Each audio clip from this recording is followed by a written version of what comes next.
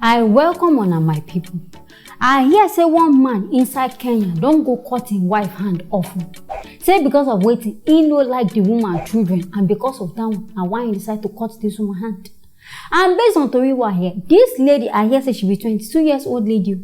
I don't know how many she go carry belly. Now there this man come see and say, okay, fine and good. I go marry you, I go take care of you with this your belly. Only for this lady now to come born this pikin, and so this man change you.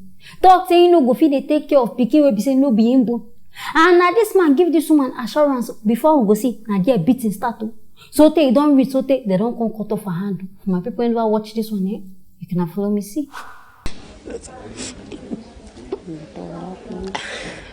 Janet Auma family is still in pain following the attack on their daughter that left her hospitalized without limbs. Auma was allegedly attacked by her husband, who later escaped, and for the last 4 weeks, Busia Referral Hospital has been Auma's home.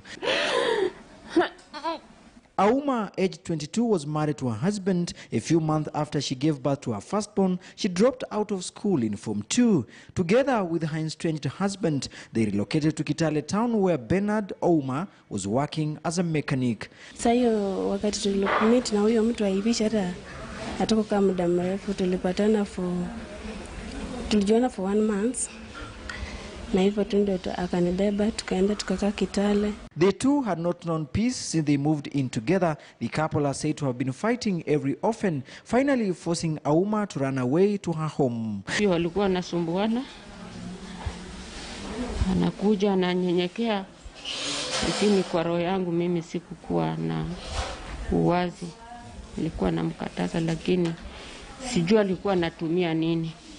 Kutumia kwa msichana wangu. The mother of one was, however, convinced to go back to her husband. Sasa nilikuwa saa zingine napewa mawaidha ati watu wananiambia ndoa ni hivyo tu, lakini unavumilia, unakimbia, unaenda kwenye, ukirudisha hasira chini, unarudi tu tena unakaa.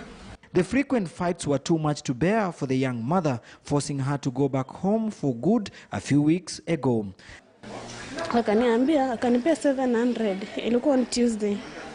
Hiyo 700 venye alinipea, akaniambia enda peleka mtoto clinic uende utoe hiyo family planning. Mimi sikufanya hivyo. Nilipeleka mtoto clinic, nikachukua hiyo 700 ikakuwa transport ya kunifikisha kwetu. According to Auma, her husband followed her to her parents' home in Busia, where he allegedly attacked her before fleeing using a motorcycle. Women, they sit in so. I even surprised about this lady. Because she claims that as they beat her, now so she go carry herself go her parents' house. Thinking say this man go free, this man go still find her go that place. Even this hand way in court, now for the woman mama house, now this man for attack him. I wanna know it invest me pass for this whole matter. This lady claims that as the man they beat him, sometimes she go pack her bag, come out, go. And parents go advise her, especially her mother, go tell her saying this one day part of the marriage challenges, make she go back. On they hear talk. Because I would be surprised if person mama go the advice and say, okay, they beat you, remain for there. Or I say what they don't turn your daughter into now, you can't hear the cry. Women, it go better make a wise up. Because I know go see where they go day, they beat you, they kill you. And what even cause this whole beating? I hear say the woman children break television because of television. Now this man promise her saying if she no replace that television, he go kill her. He ain't talk am and he do. She even get lucky say she never even die. Then I just hand 9 come out. Now why did they always talk? If you don't even see the stage, so on the date, this man just beat you once. I got jack back come up from there. You decide to say you won't stay. In fact, you just dig your own grave. Because now this one way this man don't do. Last he don't even jack back. They don't even see him to arrest him. You now come there for hospital. They suffer in pain. Over something we say person will be say claim saying love you do to you. This lady now come the talk saying she no go marry again. And saying this one not be anybody fault. In fact, I go blame you. Because based on what you talk, they send you go school. School where you go, now there you go carry belly. If say you face your education, if say you even they independent, I know go just say man go to do shakara because of television. How much be TV? Where we say you go even buy and back, give and we change. Now see because of this one now, they don't beat you kill you. Now why they talk say if you want marry person will be say a day kind. No be about love. Because at least if the person they kind, ain't go know so okay, I know go feel harm my wife. But I say because of love, you go see person they kill you, they talk saying love you. So women make na they very watchful, make na open na eyes before na they enter into marriage. Anyways, my people, and this one now here, now make a brain and come. Soon we're going to go on a short break, but before then, you can stay tuned for our next story. Things they share with my people. I hear say one woman don't kill her husband just because of one kind small misunderstanding. Based on waiting I hear, this man married 2 wives. Now him and the first wife said that they go farm, they go hustle. As this man come back, I don't know what they expect from his second wife. Be na food or be na waiting. As this woman no give her, now there I hear say fights begin between the two of them. Only for this second wife now to draw this woman, as this man head go na grand. In fact, another thing I will see you. For my people who never watch this one, you can follow me see.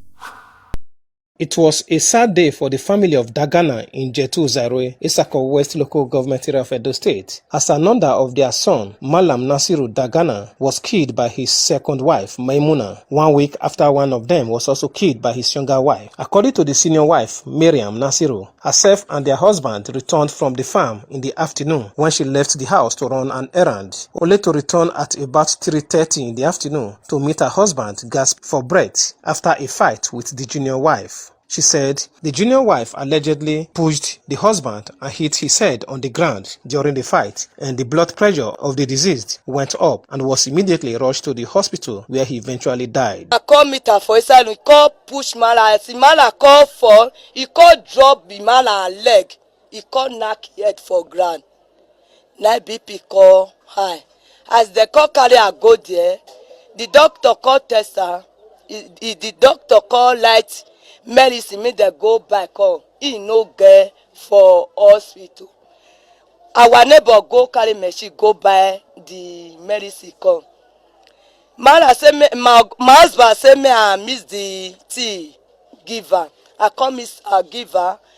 He call drink am. He say he want like that. Now I call tell her say me no like that. Me sit down.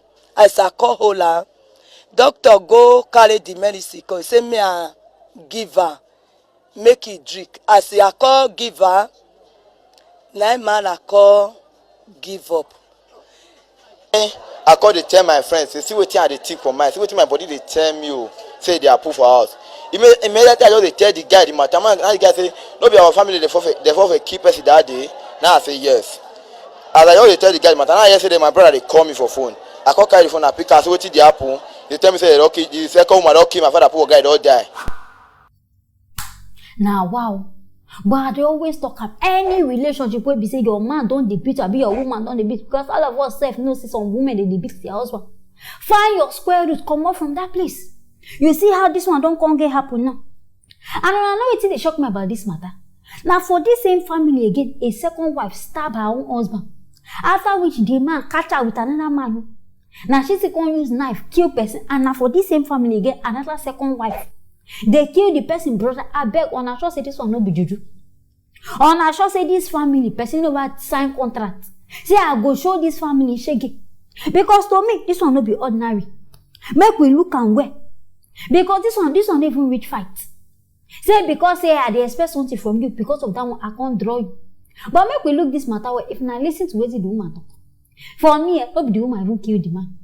Because she claims as she draw the man down. Fine, the man get high BP, and as they carry this man go hospital, they say they can't mix something. I beg, what it be that thing with they mix? How a good hospital, they don't even do scan to check the man head behind get internal bleeding. In a when they miss concussion, or I even just in a hospital they carry this man go, I be here by the shop. Because when I look all this whole thing, they told me, you know they correlate. But I get very certain say, na jealousy, na lead this whole thing. And I know being one of the first wife, now they look and say, okay, all the second wife won't take our shine. Make we kuku show these people lesson. Now why did they always make the second wife they commit? Because this kind of thing, me I feel say na Edo juju. And I know say Edo people they are juju, they very powerful.